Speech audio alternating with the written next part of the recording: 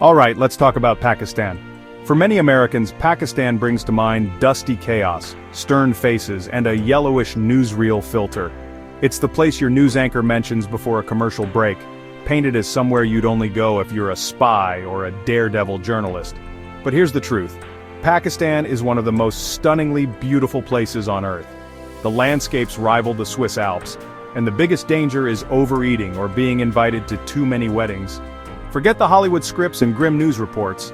Let's talk about the Pakistan you never see on TV, a place where the headlines are about apricots, not international incidents. We're going on a journey to a country hiding epic views and warm welcomes in plain sight. This is the Pakistan that's been waiting for anyone brave enough to look past the stereotypes. Ready?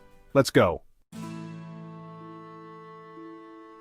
The travel industry loves the word untouched, tossing it around in glossy ads and brochures as if it's a magic spell for adventure. But most of the time, it's just a marketing buzzword, promising wild places that are actually just a short drive from a Starbucks. But in northern Pakistan, untouched isn't just a slogan. It's the real deal, a promise kept by geography and time. Here, untouched means roads that have barely changed since the Mughal Empire, winding through mountains that have witnessed centuries of history. Your phone? It's now a useless brick. No signal, no notifications, just the sound of wind and distant river. No Instagram, no Google Maps, no endless scrolling, just you, the mountains, and the present moment, with nothing to distract you from the raw beauty around you. These valleys are hidden between the mighty Himalayas, the jagged Karakorams, and the legendary Hindu Kush, mountains so massive they make most others look like speed bumps on the way to something greater. Getting here isn't easy. The journey itself is a test of patience and spirit, a natural filter that weeds out the casual tourists and leaves only the truly adventurous. Only the genuinely curious and the bold make it this far, trading comfort and convenience for awe, wonder, and a sense of discovery that's hard to find elsewhere. There are no tacky souvenir shops, no spa hotels, no crowds, just raw, breathtaking beauty that feels like it's been waiting centuries for you to arrive. It's a digital detox enforced by geography, not by choice, and honestly, it might be the best thing that ever happened to you. You'll forget about unread emails, celebrity gossip, and the endless noise of the online world. Instead, you'll find yourself reconnecting with nature, with people, and with your own sense of wonder. For a little while, you'll remember what real adventure feels like: uncertain, exhilarating, and absolutely unforgettable. You'll talk to people face to face, see the world with your own eyes, and experience life unfiltered, no hashtags required.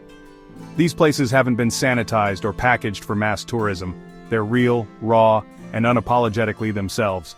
And that's exactly why, long after you leave, these valleys will stay with you, etched in memory, impossible to forget. Let's dive into the Kalash Valleys, a true anomaly tucked in the Hindu Kush. The Kalasha people claim descent from Alexander the Great's armies, and historians don't entirely disagree. Their culture, language, and religion are unlike anything else in Pakistan. Visiting feels like stepping into another world, vibrant, colorful, and alive. Their festivals, especially Chalam Joshi, are ancient celebrations of music, dance, and matchmaking. Forget Coachella, this is the real deal, a party that's lasted centuries. The valley itself is stunning, green, narrow, dotted with wooden houses and surrounded by snow-capped peaks. The Kalasha's deep connection to the land is woven into every tradition. Their beliefs blend ancient paganism and local folklore, making the place feel sacred and timeless. It's a reminder of how diverse and surprising the world can be. The Kalash Valleys are a living, breathing pocket of history, and they're absolutely worth discovering. If the Kalash Valleys are a trip back in time, a living museum of ancient customs and vibrant traditions, then Hunza is a journey straight into paradise, an untouched world where nature and culture blend seamlessly. This is the real-life inspiration for the legendary Shangri-La, a place whispered about in stories and dreams. Here, a lush valley cradles a turquoise river that winds through the land like a ribbon of light, all watched over by the majestic Rakaposhi Peak, its snowy summit gleaming in the sun. The people of Hunza are renowned for their remarkable longevity and radiant health. Many live well past 100, their faces etched with stories and smiles. Much of this is credited to their diet, especially the abundance of apricots. In Hunza, apricots are more than a fruit, they're a way of life. You'll find them fresh from the tree, sun-dried for winter, simmered into sweet jam, pressed into golden oil, and even made into refreshing juice. Every home has its own secret recipe. Their homemade apricot jam is so delicious it could probably bring about world peace, or at least make you forget your worries for a while. But Hunza is more than just its legendary food and fruit trees. The Ismaili Muslim community here is progressive, peaceful, and highly educated, with a deep respect for learning and harmony. The atmosphere is relaxed and welcoming. You'll find yourself greeted with warm smiles and open hearts. Stroll the cobbled streets of Karimabad, where every corner reveals a new story, and you'll feel completely at ease. Locals are eager to chat, share their culture, and invite you into their world. Forget crowded tourist traps. Hunza offers magic, ancient forts, and the surreal electric blue waters of Adabad Lake, where boats float like jewels. Or simply sit on a terrace with a cup of tea and a slice of apricot cake, watching clouds drift lazily past the mountain peaks as time seems to slow down. Hunza doesn't just calm you down, it resets your soul, offering a rare sense of peace and clarity.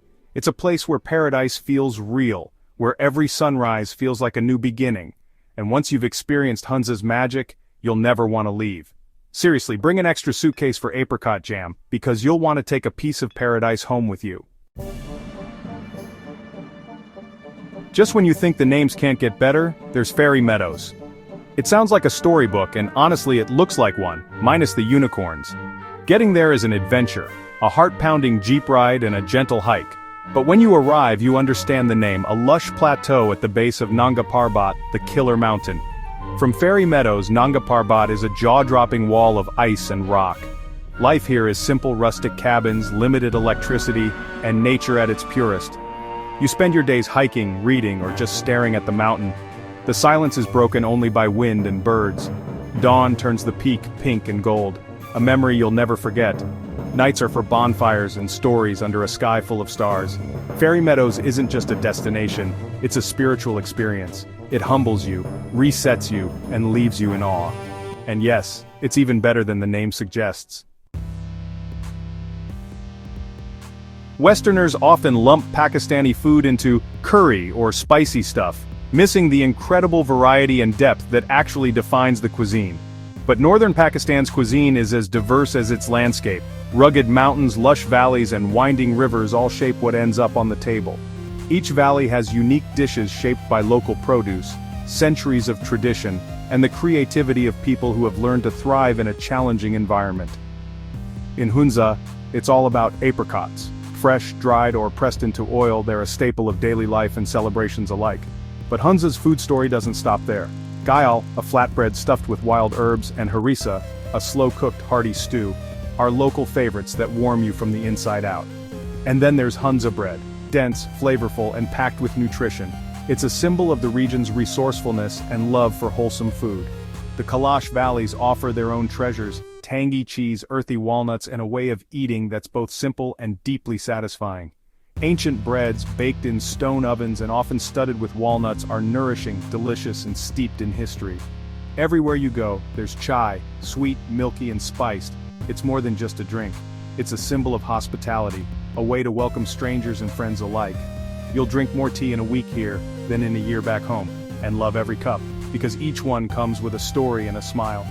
The food tells a story of resilience and joy, of families making the most of what the land gives, and of traditions passed down through generations. Meals here are about sharing, connecting, and celebrating the moment, whether it's a feast or a simple bowl of lentils. Forget trendy farm-to-table. This is the original. Every ingredient is grown, picked, and prepared with care, often just steps from where it's eaten. Every bite is a taste of history and community, a reminder that food is about more than just sustenance. It's about belonging. The real spice here isn't just in the food, it's in the warmth of the people, their generosity, and their pride in sharing their culture. And when you finally leave, you'll find yourself craving more than just the food.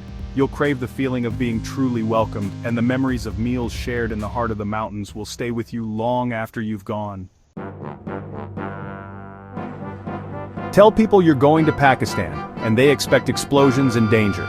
The reality? The only explosions are in your mouth from the food.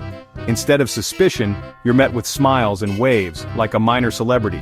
You pack for survival but end up at a scenic tea party with endless hospitality. Communication? English is widely spoken, especially among the young. You'll have deep conversations with guides, guest house owners, and strangers on the trail. The biggest surprise is the sense of safety. Crime is low, doors are unlocked, kids play freely. The real risk is twisting an ankle on a hike or being overwhelmed by kindness. Pakistan doesn't just challenge your stereotypes, it shatters them. You come expecting tension but leave with your heart full, and you'll wonder why you ever believed the headlines. If the mountains are Pakistan's bones, the people are its heart, and they're dangerously friendly. Hospitality here is almost alarming to outsiders. Ask for directions, and you'll be invited for lunch. Admire a garden, and you'll leave with vegetables. There's no catch, this is just who they are. Mehman Nawazi, the sacred duty of hospitality, means every guest is family. You'll find yourself in friendly arguments with shopkeepers who insist on giving you gifts. You'll meet wise elders, ambitious students, and cheerful hosts who treat you like their own. Each encounter is a window into a culture built on community and respect. The friendliness transforms your trip from scenic holiday to life-changing experience. The mountains are stunning, but it's the people who make you fall in love. And they're the reason you'll want to return. So should you go to Pakistan? Honestly, probably not. Stay home, go to Disneyland. The pirates are animatronic, the mountains are fake. Because if you go, you might get hooked. You'll crave real apricot jam, crisp mountain air, and the view from fairy meadows. Your perspective will change. You'll realize the news only tells a fraction of the story. Visiting these valleys is like discovering a world's best-kept secret. It's an adventure that changes how you see everything. So maybe stay away. Let Pakistan keep its secrets. But if you're curious and a little adventurous, ignore my advice. Just don't tell too many people. Let's keep it our little secret.